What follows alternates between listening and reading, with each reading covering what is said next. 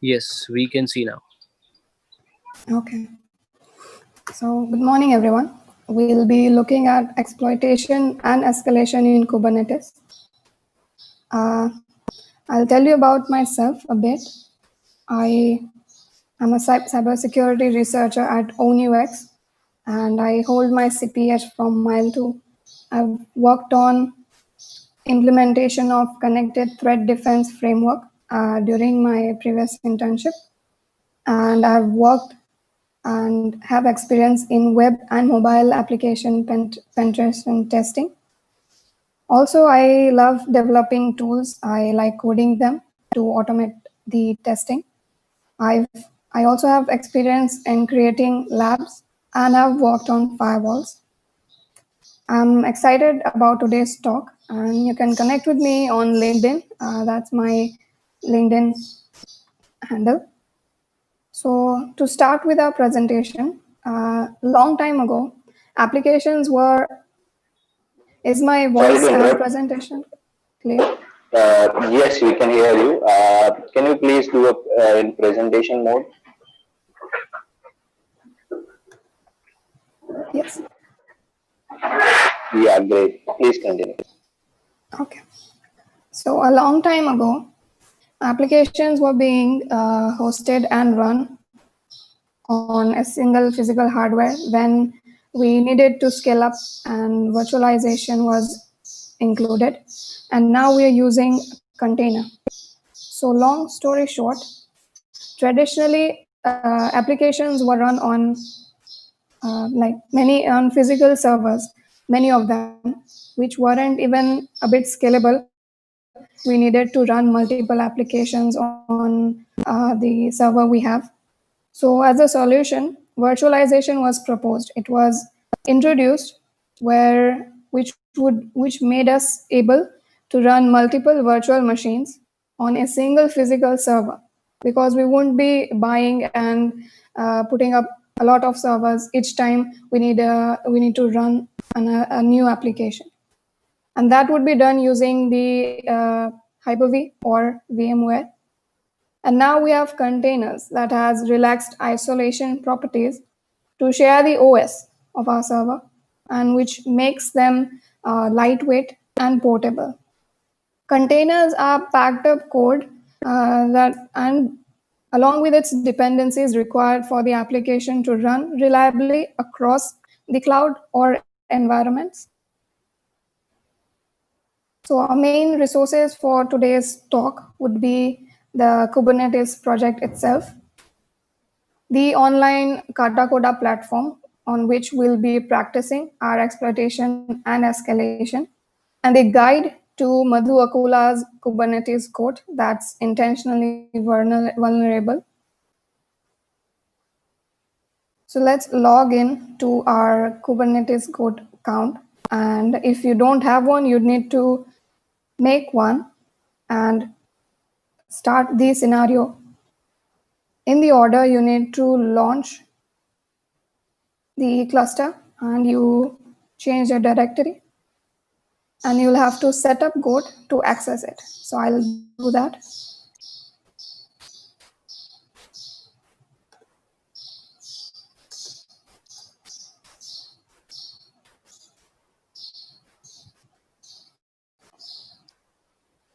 We start the scenario.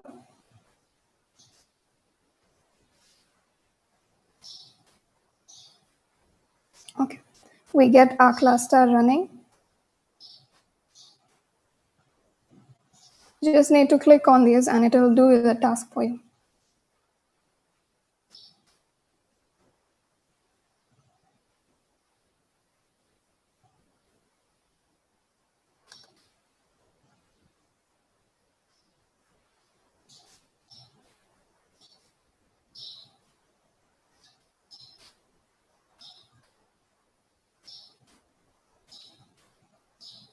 Okay. The next task would be to change the directory. And now you set up Kubernetes code. You wait while it runs all.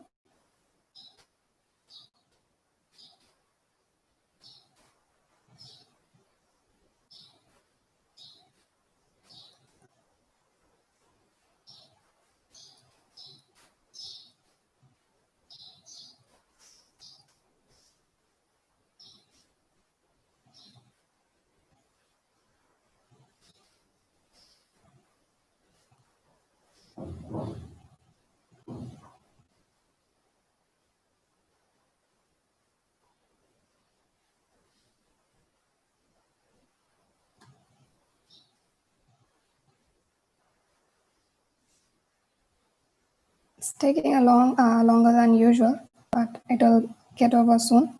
Let's wait for a while. It'll complete running, and then we'll set up our pods. And okay, now this is done. We check if all our pods are in running state. As of now, none of them are.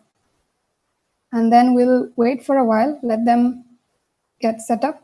And meanwhile, we'll get started with the first scenario. So the first one is we are trying to gain environment information, which means that the environment variables that are stored within, and that's what we're looking for. So our first step would be to navigate to port 1233, and we'll explore it as a normal Linux machine once we have the Kubernetes cluster set up. Okay, now this is done.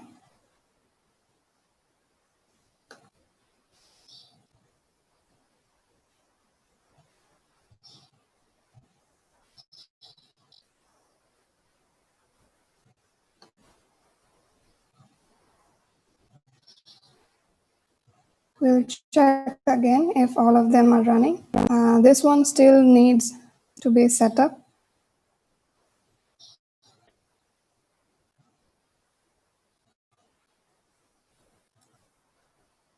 Okay, we're done with it. Now we start our Kubernetes code, and now we are good to go.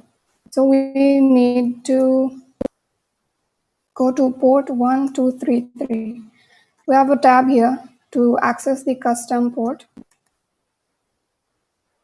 And as we click on display port, it will lead us to the page that the scenario is in. Custom port, okay. 1233.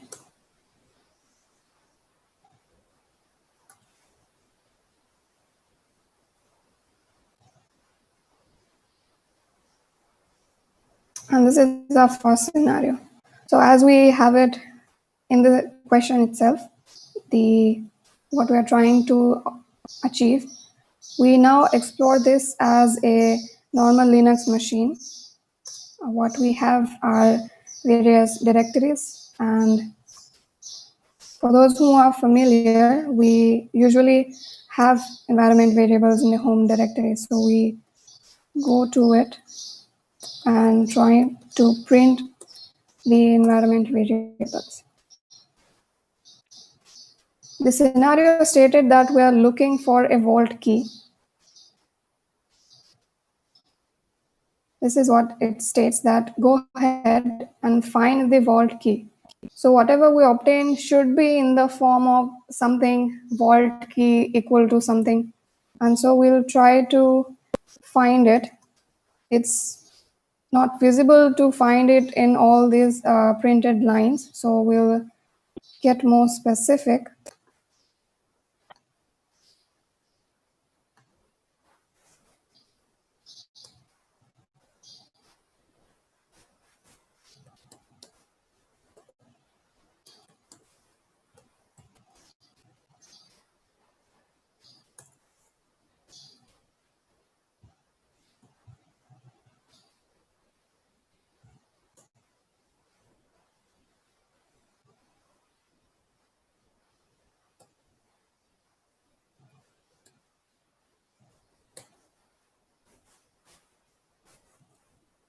Okay, we have one, and this is the vault key that we wanted to look for.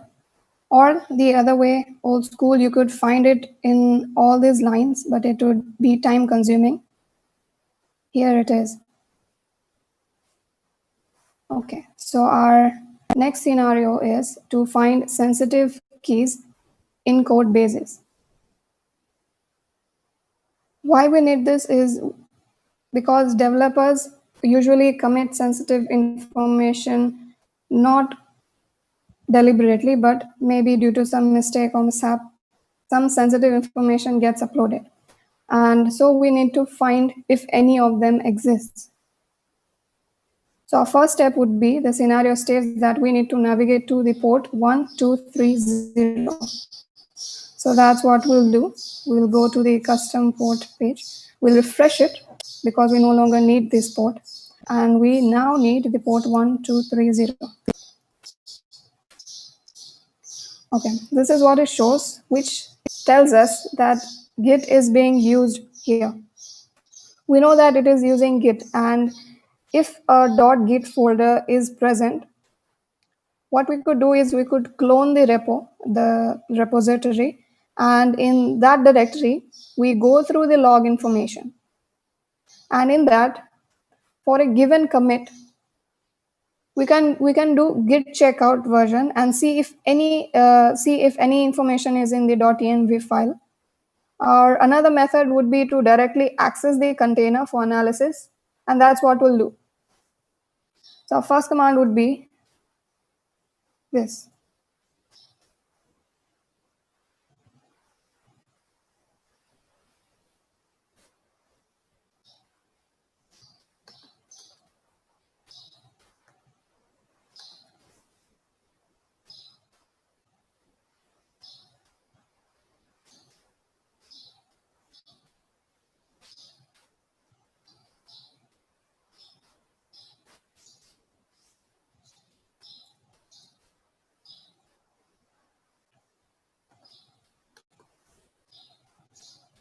And then we get access to the terminal.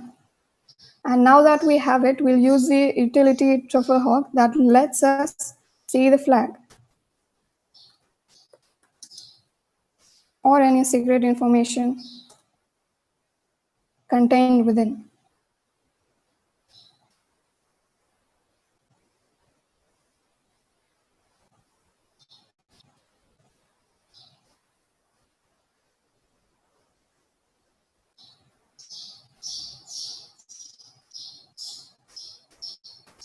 And you have a lot of information. Not all of it would be so much important, but those that are mentioned here, and the path along with its date and the flags. These are one, and this is the second one.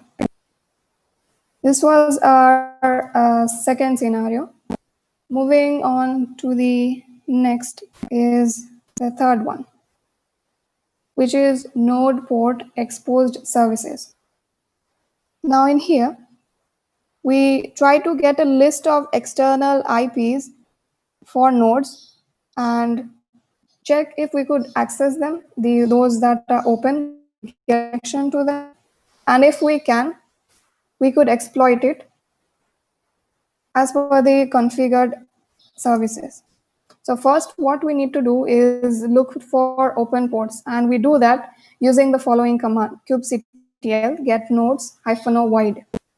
Using that, we get a list of the external IPs of the nodes, and then what we have to do is we scan for the open ones using nmap or simply trying blindly any port using netcat. But what we need to know here is that by default, the port range from 30000 to 32767. So instead of trying them all, we could try the only hot ones. So starting with 30000, you try to connect to it, and if it's open, you will get a connection to it. For the fourth one, which is analyzing crypto miner container, we try to identify all the resources within the Kubernetes cluster. We try to get the pod infos using either the first command or the second one. And once we're able to get it, you analyze its manifest file and then look for the history for any commits that disclose any sensitive information. So for this, we need to run kubectl describe check job, which gives us the info of the pod. So we'll do that. We'll exit out of this.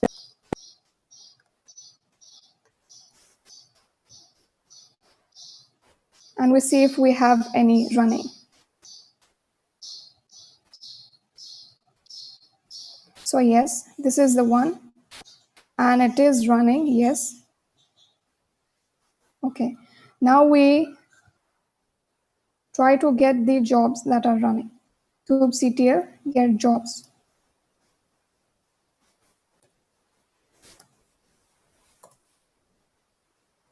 We have one that's running.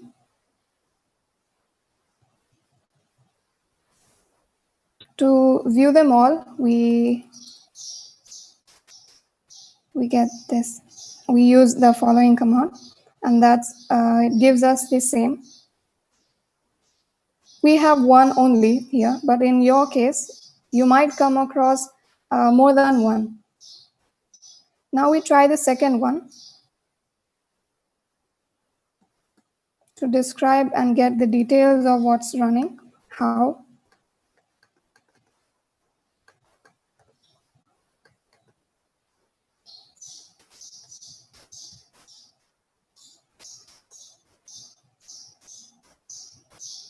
This is the one definite we wanted, and now we'll check for its manifest.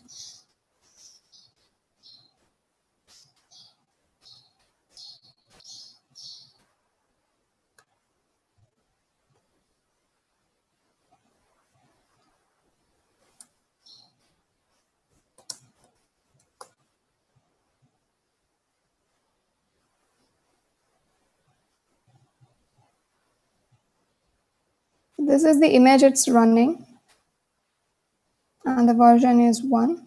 This is the one we are looking for. The time it's been alive for,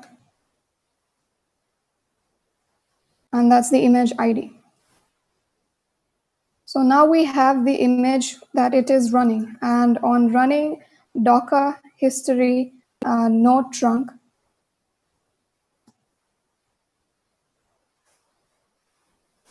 we'll get to see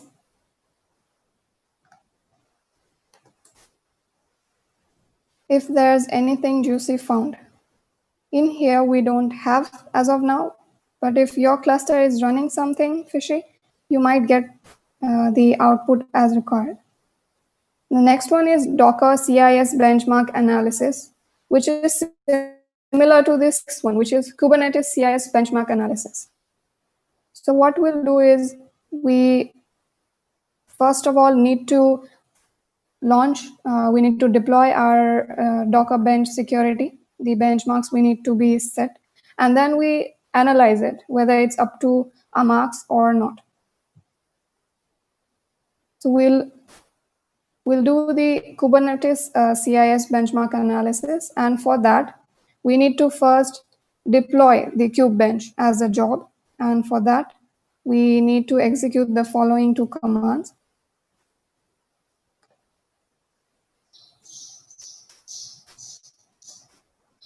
Okay, they are created.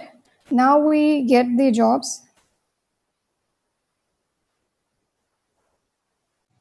There are 3 running, and we see, we check for the pod info. Okay, they are running, and this one is yet not running because we are checking for bench mark analysis. We need them both to be running, and we'll wait for a while till it gets running, and then we'll try the last command, which gives us the logs and checks whether the benchmarks set for the pods are applied or not.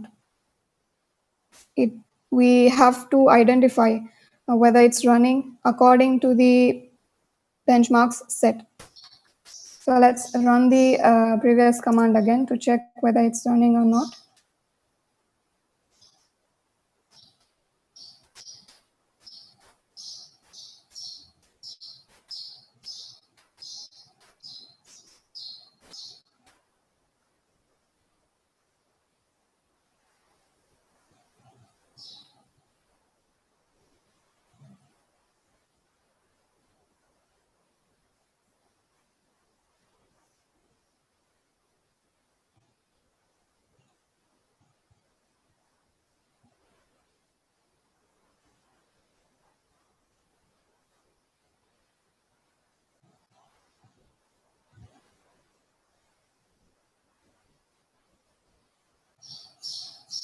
Once it's run, you run the last command and you enter the job, the node ID, that is LG,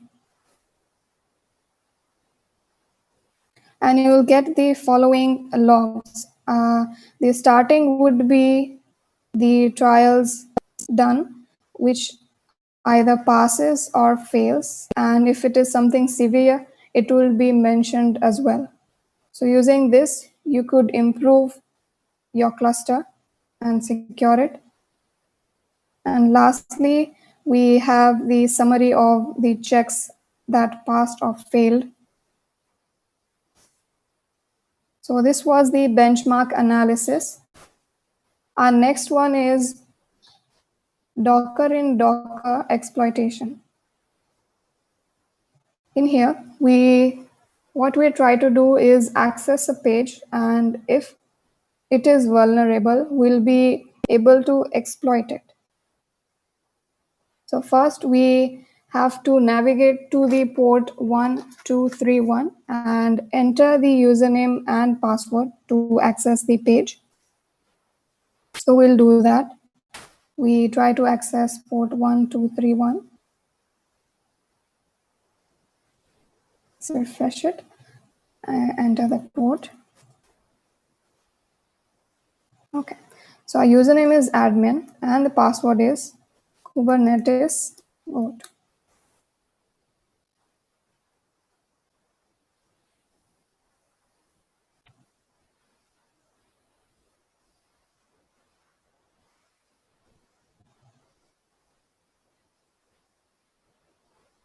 We cannot access the port as of now.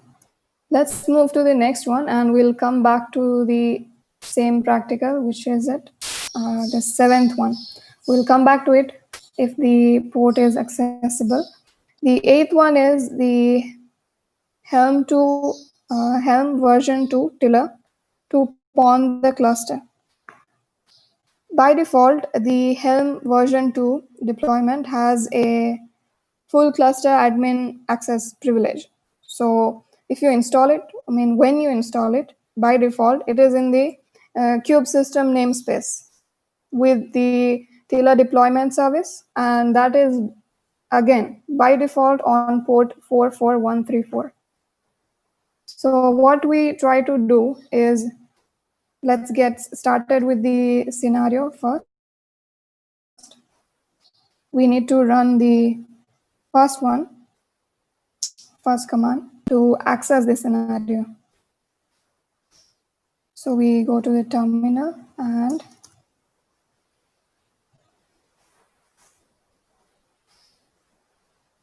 try to access it.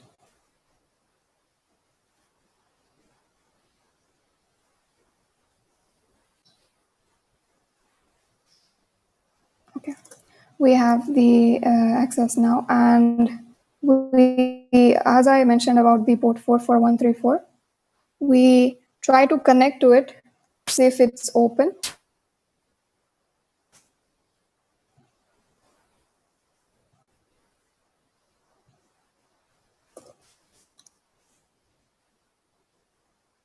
Yes, it is. And now we close the connection. What we try to do is now, as we are able to connect to the Tiller service, and we now can use the Helm binary to access the Tiller service or to make it run. So for that, we run the third command.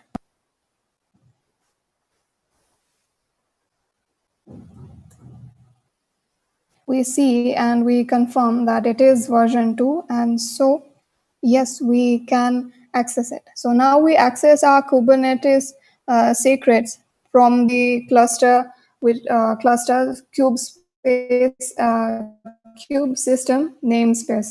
That is because by default we have it in our cube system namespace. Why? Because it is Helm version 2 and that's its weakness. When we run it, we won't be able to access anything, we won't get anything, it will show an error. So what we do is we can create our own Helm chart to permit the cluster admin access. A Helm chart is a collection of files that describe the rules or resources or the environment. You define your environment, you're restricting your resources for a given set of files. And so we do that. We are creating our own Helm chart. That's what we'll do.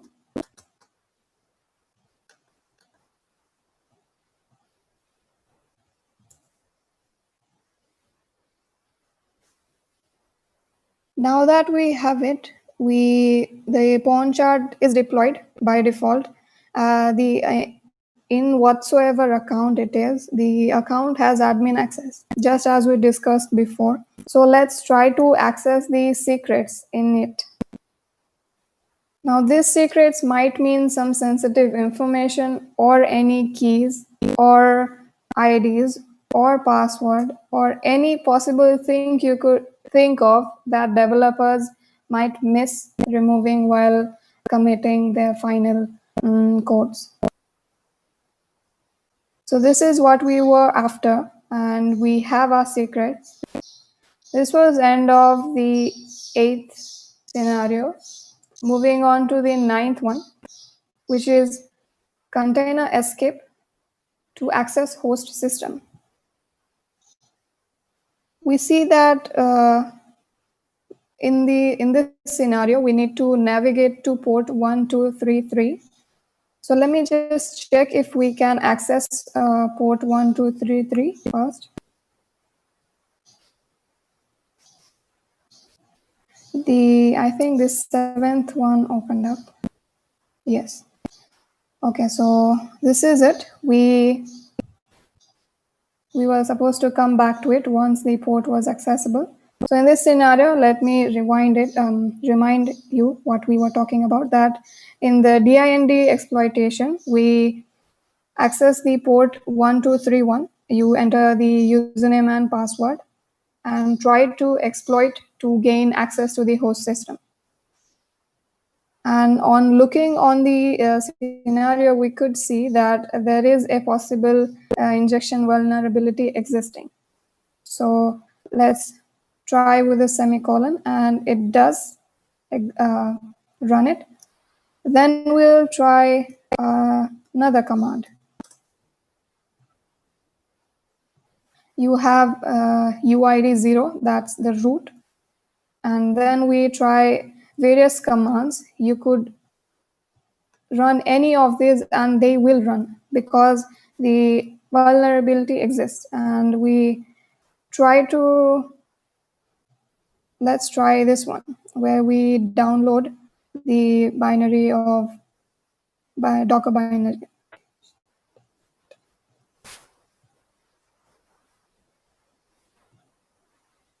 And when you hit ping, it will take a while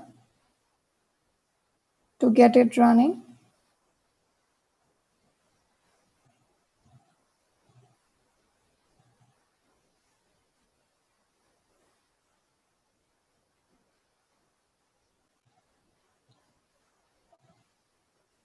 The others we could do, other commands we use would be to mount any of them or check which ones are. We could extract any downloaded file.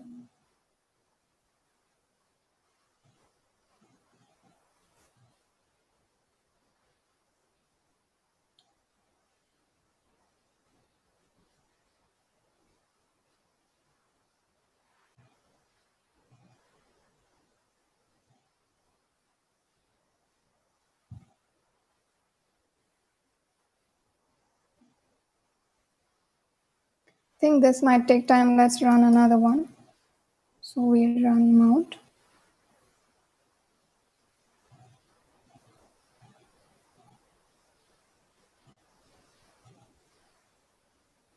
This is the output of the previous command and not mount because it took almost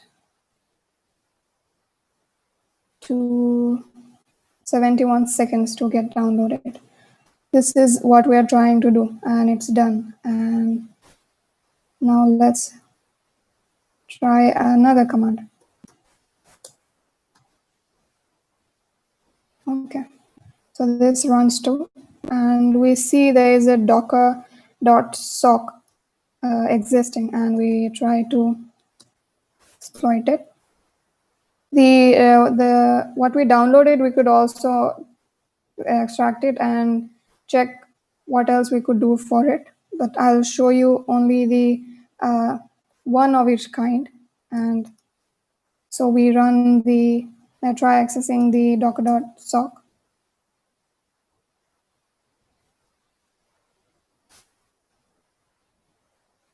Okay, we need to extract it for once.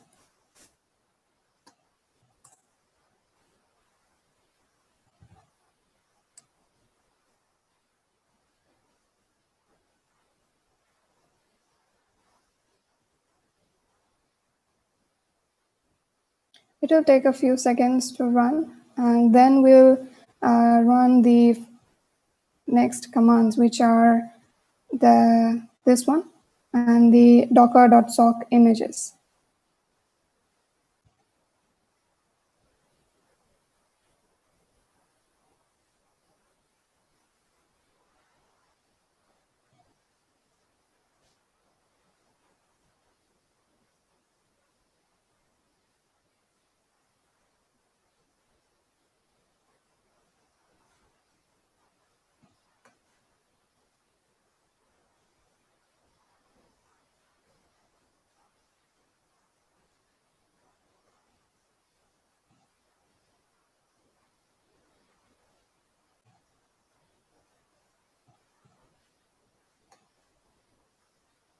Just as downloading took some time, this too will take some time.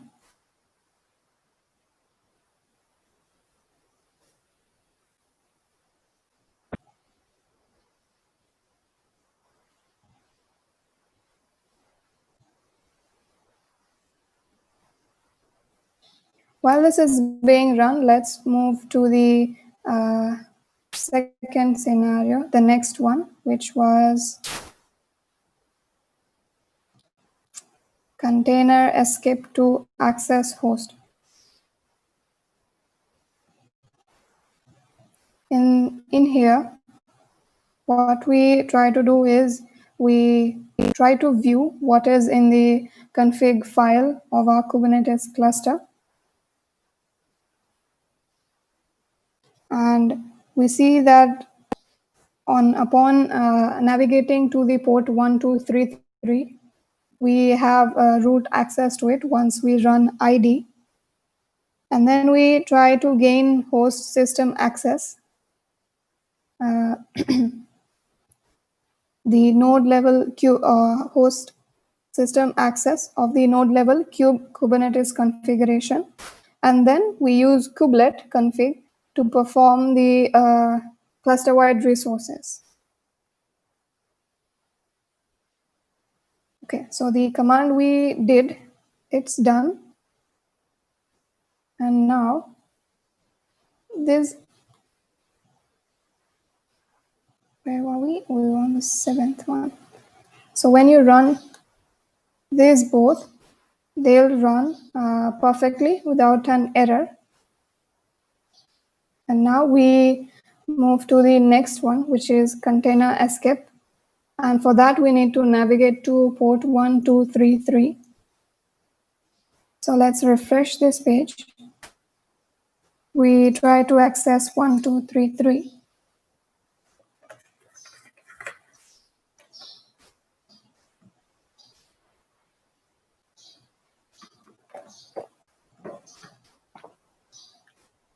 So let's run ID to check whether we have root access or not.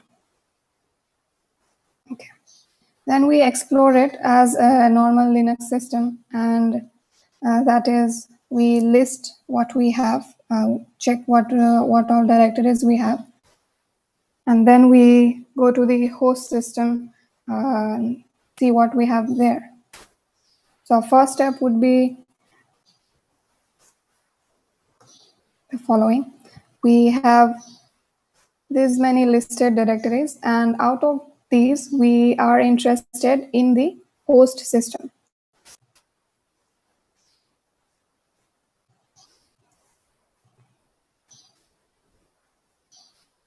And this is what we have in it. Our next step would be to do ch root host system bash.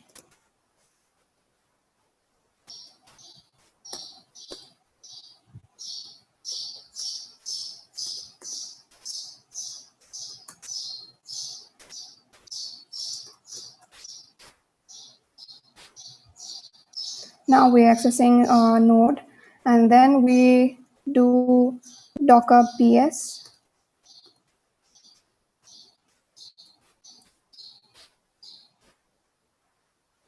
This is to gain a host system privilege, as I mentioned earlier. And now we try to see what is in the kubeconfig file. But this would work only when you have it installed locally. That is your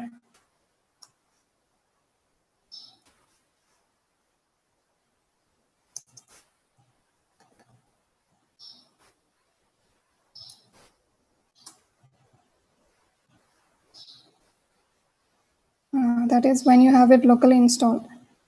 I think the terminal is stuck. Just hold on for a second.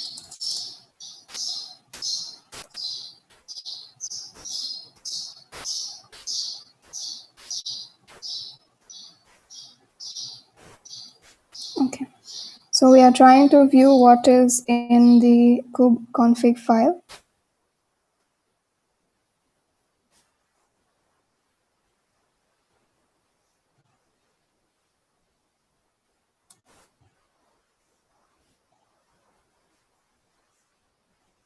This wouldn't show anything because we haven't installed it locally and we are trying it on the online platform. But when you run the following command locally, you'll be able to see the contents of the configuration file and then exploit it as it is configured or not. Our next scenario is SSRF in the KTS world. KTS is the short of Kubernetes. And for this, we need to navigate to 1232. That's our custom port. We refresh the page again and we navigate to, what was it? 1232. So the scenario would be an SSRF vulnerability that could be dangerous, and that's what we'll be looking at in this scenario and see how we could exploit any application that contains SSRF vulnerability to gain access to the cloud instance metadata if your cluster is in cloud, or locally if you have your on-prem hardware. So our first step would be to navigate to port 1232, and we did it. We have access to the page. Our first step would be to access the local host at 5000 using a method get.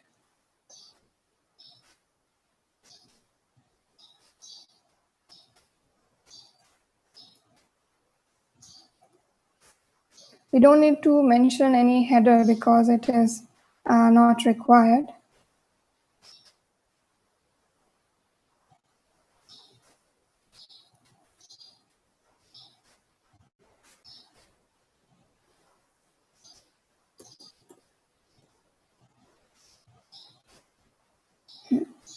Okay, so when we are trying to access this endpoint, that is 127.0.0.1, and using the method get, it tells us to refer to the internal http://metadata-db for more information.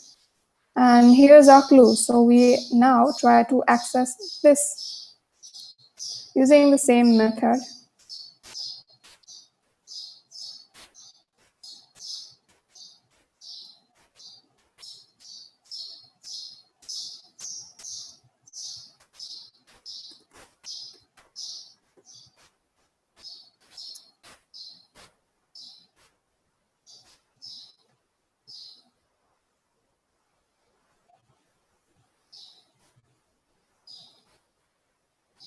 the output in here is not as expected, but you might get a, just as we got the output mentioning that you need to access or refer to so and so endpoint, we'll, on executing the same, we'll get a response here stating that we need to access the secret, this directory using the same method get, and on executing that, we'll get a flag. It will be stated as it is on the very same response output section. So this was SSRF in KTS world. Let's try one more time if we are able to do it.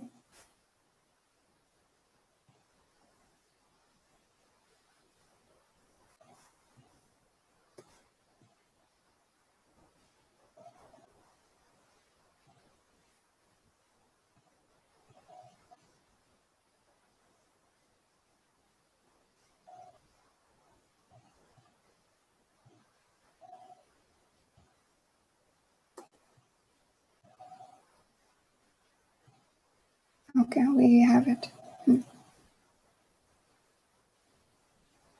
So none of this makes sense, but we could look for any directory or any path that would seem containing any secret information.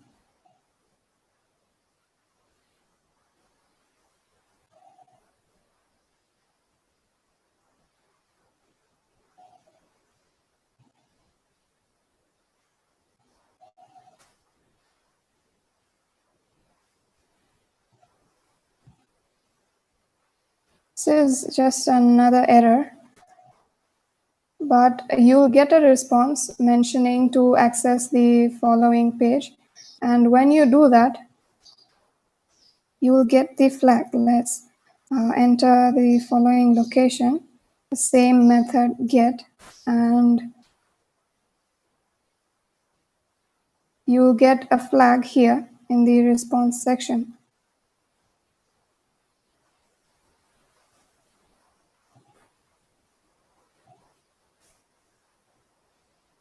So it would be in the following format, and when you decode it, you'll have your flag in the same format as we obtained the flags before.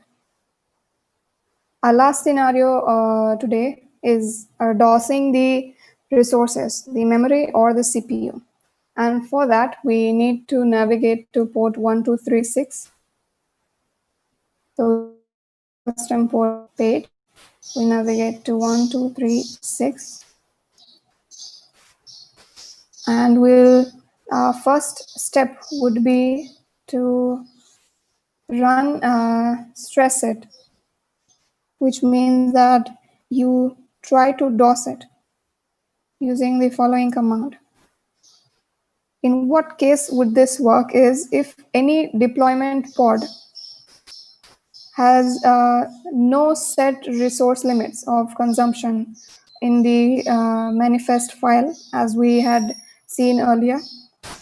We can perform any operation to consume those resources without any limit, and that would be that would result in severe consequence if not managed properly.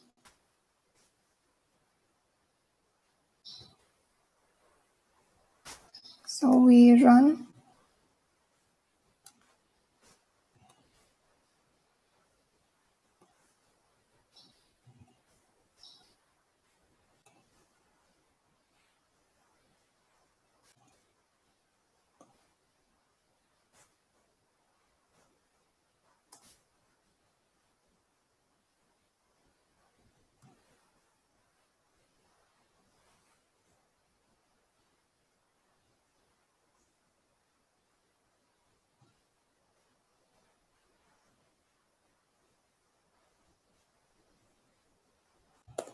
There was a spelling mistake. It would be time out.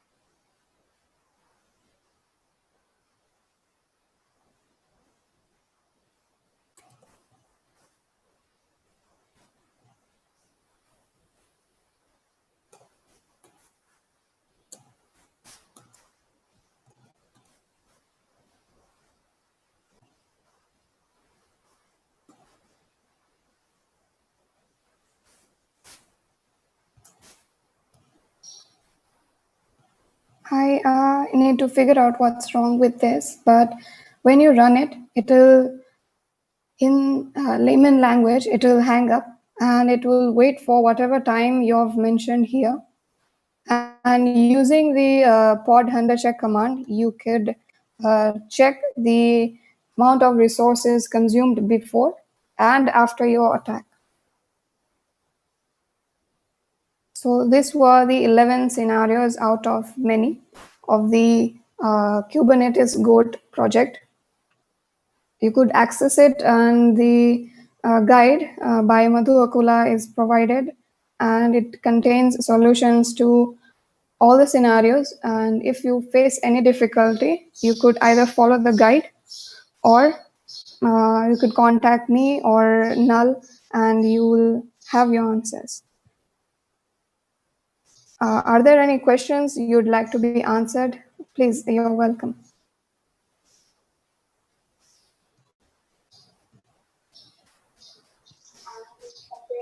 Hi.